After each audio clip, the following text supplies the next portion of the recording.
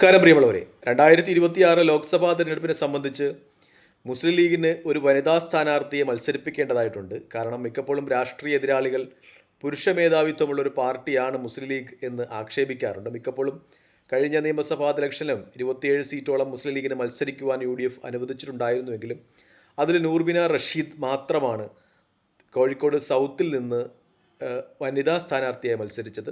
അവർ പരാജയപ്പെട്ടിരുന്നു. അതുകൊണ്ട് തന്നെ മുസ്ലിം ലീഗ് കാലാകാലങ്ങളായി കേൾക്കുന്ന പുരുഷ മേധാവിത്വമുള്ള ഒരു പാർട്ടി എന്ന ഒരു അപവാദം മുസ്ലിം ലീഗിനെ സംബന്ധിച്ച് അവസാനിപ്പിക്കേണ്ടതായിട്ടുണ്ട്. പ്രത്യേകിച്ചും വനിതാ സ്ഥാനാർത്ഥികളെ മത്സരിപ്പിക്കുന്നതിന് ലീഗിന് മിക്കപ്പോഴും വിലങ്ങുതടിയാകുന്നത് ആ സംഘടനകൾക്ക്, ആ മുസ്ലിം ലീഗിനെ സംബന്ധിച്ചിടത്തോളം അതിൻ്റെ വോട്ട് ബാങ്കുകളായ ചില സുന്നി സംഘടനകൾ മുസ്ലിം സ്ത്രീകളെ പൊതുജന മധ്യത്തിൽ അല്ലെങ്കിൽ മുഖ്യധാരയിലേക്ക് ഇറങ്ങുന്നതിനെ എതിർക്കുന്നു എന്നതുകൊണ്ടാണ്. എന്തായാലും ഇപ്പോൾ അതിനൊരു വിഘാതമുണ്ടാകും. ഒരുപക്ഷെ ഫാത്തിമ തസ്ലിഹയെ മത്സരിപ്പിക്കും എന്ന രീതിയിലുള്ള നിഗമനങ്ങൾ മാധ്യമങ്ങൾ നിറഞ്ഞു നിൽക്കുന്നുണ്ട്.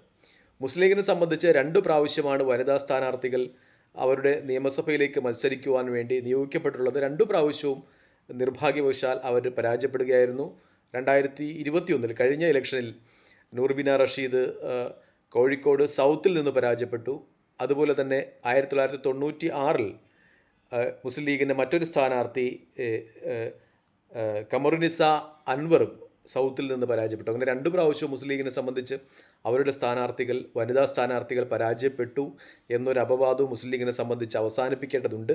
അതുകൊണ്ട് തന്നെ മുസ്ലിം ലീഗിനെ സംബന്ധിച്ച് ഇപ്രാവശ്യം ഫാത്തിമ തഹ്ലിയെ അവർക്ക് വിജയസാധ്യതയുള്ള ഒരു നിയമസഭാ നിയോജക മണ്ഡലത്തിൽ പരീക്ഷിക്കും എന്ന രീതിയിലുള്ള വാർത്തകൾ തന്നെയാണ് പുറത്തു വന്നുകൊണ്ടിരിക്കുന്നത്. ഫാത്തിമ തസ്ലിയെ സംബന്ധിച്ച് അവർ മുസ്ലിം ലീഗിനകത്തു മാത്രമല്ല, UDFിനകത്തു മാത്രമല്ല, പൊതുമണ്ഡലങ്ങളിലൊക്കെ നിറഞ്ഞു നിൽക്കുന്ന സ്ത്രീ വിഷയവുമായി ബന്ധപ്പെട്ട കാര്യങ്ങളിലൊക്കെ പൊതു രംഗത്ത് സംവദിക്കുന്ന, അല്ലെങ്കിൽ സോഷ്യൽ മീഡിയയിലൊക്കെ സംവദിക്കുന്ന, പൊതുജനങ്ങൾക്കിടയിൽ സ്വീകാര്യയായ ഒരു സ്ഥാനാർത്ഥി എന്ന രീതിയിൽ ഇപ്പോൾ കോഴിക്കോട് കുറ്റിച്ചിറയിൽ കൗൺസിലർ കൂടിയായ, കോർപ്പറേഷൻ കൗൺസിലർ കൂടിയായ ഫാത്തിമ തഹ്ലിയെ മത്സരിപ്പിക്കുന്നു എന്ന രീതിയിലുള്ള വിശകലനങ്ങൾ തന്നെയാണ് മിക്ക മാധ്യമങ്ങളും പുറത്തുവിടുന്നത്. പക്ഷേ മുസ്ലിം ലീഗിലെ അല്ലെങ്കിൽ വനിതാ ലീഗിലെ പഴയ നേതാക്കന്മാരെ സംബന്ധിച്ച് അവർ ചില അപസ്വരങ്ങളും ഒക്കെ പുറപുറുപ്പുകളും ഒക്കെ പുറപ്പെടുവിക്കുന്നുണ്ട്. കാരണം ഫാത്തിമ തഹ്ലിയെ പോലെയുള്ള താരതമ്യേന ജൂനിയറായ ഒരാൾക്ക് അവസരം കൊടുക്കുന്നു, തങ്ങൾക്ക് അവസരം തരുന്നില്ല എന്നൊക്കെ രീതിയിലുള്ള ചില പരാമർശങ്ങളൊക്കെ മുസ്ലിം ലീഗിൻ്റെ വനിതാ ലീഗിൽ നിന്ന് ഉയരുന്നുണ്ടെങ്കിൽ പോലും കാലഘട്ടത്തിന് അനുസരിച്ച്, അല്ലെങ്കിൽ ഈ സമയത്ത് മത്സരിപ്പിച്ച് വിജയിക്കുവാൻ പറ്റിയ സ്ഥാനാർത്ഥി എന്ന രീതിയിൽ, ജൻസിയുടെയൊക്കെയും ഒരു പ്രാമുഖ്യമുള്ള സ്ഥാനാർത്ഥി എന്ന രീതിയിൽ ഫാത്തിമ തഹ്ലിയെ കുന്നമംഗലത്ത് നിന്ന് മത്സരിപ്പിക്കും എന്ന റിപ്പോർട്ടുകളാണ് അവസാന നിമിഷവും മുസ്ലിം ലീഗുമായി ബന്ധപ്പെട്ട വൃദ്ധങ്ങളിൽ നിന്നൊക്കെ ലഭിക്കുന്നത് എന്ന ഒരു യാഥാർത്ഥ്യമുണ്ട്. കുന്നമംഗലത്തെ സംബന്ധിച്ച് ആ സീറ്റ് മുസ്ലിം ലീഗിനെ സംബന്ധിച്ച് അതൊരു അഭിമാന പോരാട്ടമാണ് എന്ന് തന്നെ പറയാം. 2011 അവിടെ അവസാനമായി മുസ്ലിം ലീഗ് മത്സരിച്ചത്. UC രാമൻ PT റഹീമിനോട് 3269 വോട്ടുകൾക്ക് പരാജയപ്പെട്ടു. അതിനുശേഷം ആ സീറ്റ് കോൺഗ്രസ് ഏറ്റെടുക്കുകയായിരുന്നു. പക്ഷേ കോൺഗ്രസ് ഏറ്റെടുത്ത 2 ഇലക്ഷനുകളിലും PT റഹീമിൻ്റെ ഭൂരിപക്ഷം കൂടുകയായിരുന്നു എന്നൊരു പ്രത്യേകതയുണ്ട്.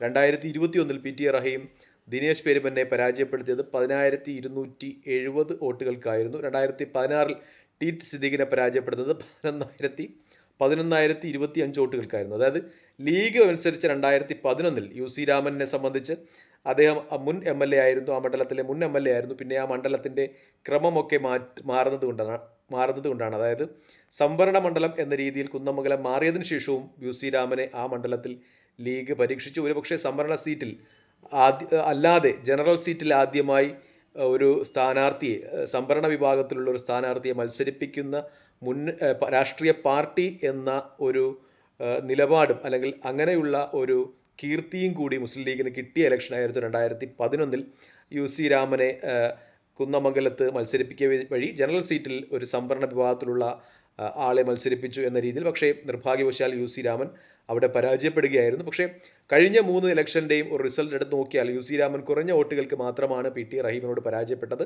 3269. അതിനുശേഷം T സിദ്ദീഖ് ആയാലും അദ്ദേഹം പരാജയപ്പെട്ടത് 11,025 വോട്ടുകൾക്കായിരുന്നു. പിന്നെ ദിനേശ് പെരുമനെ ആയാലും 10,276 വോട്ടുകൾക്കായിരുന്നു. അപ്പോൾ ലീഗും കോൺഗ്രസും തമ്മിൽ നടത്തിയ ഉഭകക്ഷി ചർച്ചകളിലൊക്കെ ഉരുത്തിരിയുന്ന ഒരു യാഥാർത്ഥ്യം എന്തെന്ന് വെച്ചാൽ, ലീഗിനാണെങ്കിൽ കുന്നമംഗലത്ത് കൂടുതൽ വിജയസാധ്യതയുണ്ട് എന്ന ഒരു നിഗമനത്തിലാണ് കോൺഗ്രസും ലീഗും എത്തുന്നത്. അതുകൊണ്ട് തന്നെ കുന്നമംഗലം സീറ്റ് ലീഗിന് വിട്ടുകൊടുത്തുകൊണ്ട് മറ്റൊരു സീറ്റ് കോൺഗ്രസ് മത്സരിക്കും എന്ന രീതിയിലുള്ള ചർച്ചകളാണ് നടക്കുന്നതാണ്. ലീഗ് ഇപ്പോൾ ഫാത്തിമ തഹ്ലിയെ അവിടെ പരിഗണിക്കുന്നു എന്ന രീതിയിലാണ് മാധ്യമ റിപ്പോർട്ടുകളൊക്കെയും പുറത്തു വരുന്നത്.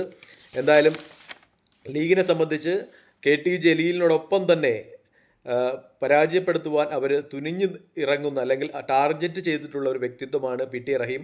PT റഹീം നേരത്തെ കോഴിക്കോട് ജില്ലാ ജനറൽ സെക്രട്ടറി ആയിരുന്നു മുസ്ലിം ലീഗിൻ്റെ. പിന്നീട് KT ജലീലിനെ പോലെ പാർട്ടിയോട് ചില പ്രശ്നങ്ങളൊക്കെ ഉന്നയിച്ച് ആഭ്യന്തര രാഷ്ട്രീയ പ്രശ്നങ്ങളൊക്കെ ഉൾപ്പെട്ട് അദ്ദേഹം ലീഗിൽ നിന്ന് രാജിവെച്ച് പിന്നെ LDF സ്വതന്ത്രനായി മത്സരിക്കുകയായിരുന്നു. കഴിഞ്ഞ 3 പ്രാവശ്യവും അദ്ദേഹം അവിടെ നിന്ന് തുടർച്ചയായി വിജയിച്ചു വരുന്നുണ്ട് എന്ന ഒരു കാര്യം കൂടി നമ്മൾ ശ്രദ്ധയിൽ വരുത്തേണ്ടതുണ്ട്. അതായത് ജനകീയനാണ്. കഴിഞ്ഞ 3 പ്രാവശ്യവും 2011, 2016, 2021 തുടർച്ചയായി 3 പ്രാവശ്യവും അദ്ദേഹം കുന്നമംഗലത്ത് നിന്ന് വിജയിച്ചു വന്നിട്ടുണ്ട്.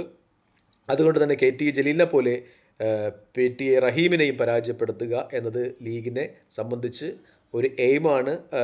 രണ്ടുപേരും ലീഗിൻ്റെ പ്രഖ്യാപിത ശത്രുക്കളാണ്. രണ്ടുപേരെയും ടാർഗറ്റ് ചെയ്തിട്ടുള്ള സ്ഥാനാർത്ഥി നിർണ്ണയം ഈ പ്രാവശ്യം ലീഗിൻ്റെ ഭാഗത്തുനിന്നുണ്ടാകും എന്നതാണ് യാഥാർത്ഥ്യം. നമ്മൾ തദ്ദേശ സ്വയംഭരണ ഇലക്ഷൻ്റെ ഒരു റിസൾട്ടിലൂടെ കടന്നുപോയാൽ കുന്നമംഗലത്തെ സംബന്ധിച്ച് ചാത്തമംഗലം പഞ്ചായത്ത് അവിടെ UDF ആണ്. 10 UDF, 8 LDF, 2 BJP എന്ന നിലയിലാണ്. മാവൂർ പഞ്ചായത്ത് എടുത്താൽ അവിടെയും UDF ആണ്. 10 UDF, 5 LDF, 4 അതേഴ്സ്, മറ്റുള്ളവർ എന്ന രീതിയിലാണ്. BJPക്ക് അവിടെ സീറ്റില്ല. ഒളവണ്ണ പഞ്ചായത്തിലെടുത്താൽ 8 UDF, 15 LDF, 1 BJP എന്ന രീതിയിലാണ്. പെരുമന പഞ്ചായത്തെടുത്താൽ 14 UDF, 7 LDF, 1 അതേഴ്സ് എന്ന രീതിയിലാണ്. പെരുവയർ പഞ്ചായത്തെടുത്താൽ പെരുവയർ പഞ്ചായത്തിൽ 12 UDF, 9 LDF, 3 അതേഴ്സ് എന്ന രീതിയിലാണ്. കുന്ദമംഗലം പഞ്ചായത്തെടുത്താൽ 16 UDF, 5 LDF, 2 BJP എന്ന രീതിയിലാണ്. അതായത് 6 പഞ്ചായത്തുകളിൽ 5 പഞ്ചായത്തുകളും UDFിനോടൊപ്പം ഉണ്ട് ഈ തദ്ദേശ സ്വയംഭരണ തിരഞ്ഞെടുപ്പിൽ എന്നതാണ് UDFിനെ സംബന്ധിച്ച് അവിടെ പ്രതീക്ഷ നൽകുന്നത്. നിലവിലുള്ള സാഹചര്യത്തിൽ ഫാത്തിമ തഹ്ലിയ അവിടെ മത്സരിച്ചാൽ വിജയിക്കും എന്ന് തന്നെയാണ് UDFിൻ്റെ ഒരു ധാരണയും പൊതുവായിട്ടുള്ള വിലയിരുത്തലും. ജില്ലാ പഞ്ചായത്ത് ഡിവിഷനുകൾ എടുത്താൽ ചാത്തമംഗലം ഡിവിഷൻ LDF പിടിക്കുമ്പോൾ UDF കുന്നമംഗലം ഡിവിഷൻ പിടിച്ചെടുത്തിട്ടുണ്ട്. അതായത് ജില്ലാ പഞ്ചായത്ത് ഡിവിഷനുകളിൽ 2 പാർട്ടികളും സമാസമമാണ് എന്ന ഒരു പ്രത്യേകതയുണ്ട്. ലോക്സഭാ ഇലക്ഷൻ്റെ ഒരു അടിസ്ഥാനത്തിൽ ആ മണ്ഡലത്തിലെ റിസൾട്ട് വിലയിരുത്തുമ്പോൾ കോഴിക്കോട് ലോക്സഭാ മണ്ഡലത്തിൻ്റെ കീഴിലുള്ള മണ്ഡലമാണ് കുന്ദമംഗലം നിയോജക മണ്ഡലം. ഇവിടെ രാഘവൻ UDF സ്ഥാനാർത്ഥി തൊട്ടടുത്ത LDF സ്ഥാനാർത്ഥി എളമരം കരീമിനേക്കാൾ ഏകദേശം 21,895 വോട്ടുകൾക്ക് ലീഡ് ചെയ്യുന്നു. അതായത് വലിയ ഭൂരിപക്ഷം ലോക്സഭയിൽ അവിടെ കോൺഗ്രസിനുണ്ട്. പ്രത്യേകിച്ചും ഇളമരം കരീം മത്സരിക്കുന്ന സമയത്ത് കരീമിക്ക എന്നൊക്കെ പറഞ്ഞുള്ള പോസ്റ്ററുകൾ വ്യാപകമായി അവിടെ ഉയർത്തിയിരുന്നെങ്കിലും മുസ്ലിം ഭൂരിപക്ഷ പ്രദേശമായ ആ മണ്ഡലത്തിൽ കോൺഗ്രസ് സ്ഥാനാർത്ഥി രാഘവൻ വലിയ രീതിയിലുള്ള ഭൂരിപക്ഷം നേടുന്നതാണ് കണ്ടത്. എന്തായാലും കുന്നമംഗലത്തിലെ നിലവിലുള്ള രാഷ്ട്രീയ സാഹചര്യങ്ങൾ ഫാത്തിമ തസ്ലിഹയിലൂടെ UDFിന് അനുകൂലമാകും എന്ന വിലയിരുത്തലാണ് രാഷ്ട്രീയ കേരളം നടത്തുന്നത്. തൽക്കാലം ഈ വീഡിയോയുമായി ഇവിടെ വാങ്ങിയാണ്. മറ്റൊരു വീഡിയോയുമായി കാണുന്നവരെ നന്ദി, നമസ്കാരം, ജയ് ഹിന്ദ്. വീഡിയോ ഇഷ്ടപ്പെടുന്നുണ്ട് ലൈക്ക് ചെയ്യുക, ഷെയർ ചെയ്യുക, കമൻറ്റ് ചെയ്യുക. മറ്റൊരു വീഡിയോയുമായി കാണുന്നവരെ ജയ് ഹിന്ദ്.